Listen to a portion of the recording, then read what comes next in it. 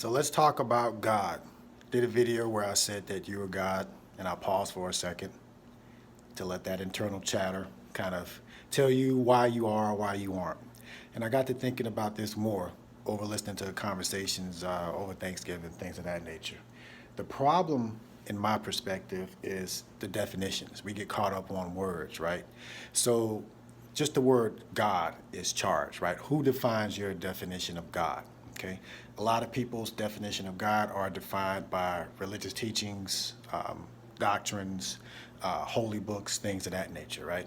They don't have a experience of that for themselves or a definition that they themselves gravitate to or know is true.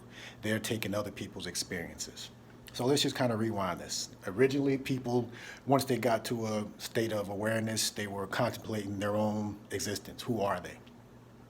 As they began to formulate that based on nature, there was an oral tradition of sharing this knowledge, sharing this information, sharing the connectedness that they had to nature. You know, some of the indigenous people knew their connection to nature, knew they were one with God or whatever they wanted to call that particular being, right? We're spiritual beings having a human experience. So we're all connected to the same being. We're all part of the same spirit, experiencing its own creation. That's what we're calling God.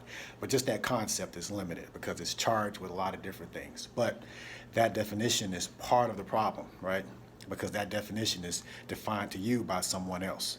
Most of the religions are built around people that have had their own spiritual experiences and realizing who they were, but they were deified and put on a pedestal and said that they were special and you aren't and you need to worship them, right? What if that's not the case? What if they connected to something that you're part of as well? So we have to use analogies and parables and metaphors to try to explain something that's unexplainable. Look at it as a ocean, because when I talk to people about them being God, the first thing they say is, I didn't do this and I didn't do that, right? Again, a different definition of what God does, right? And I can't explain to you exactly what God does. But let's look at the parable of God being like an ocean, right?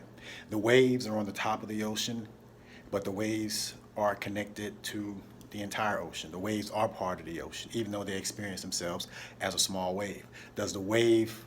Is the wave concerned with dying when it crashes into the shore? No, because the wave is part of the ocean. The wave just experiences itself as a separate thing temporarily as part of the whole, right? And the wave at the ocean beach is part of the ocean that's connected at the deepest trenches, right? So the wave at the beach can't talk about what's happening at the depths of the Mariana Trench, but they're all connected. They're all part of the same thing. And we can call that thing God.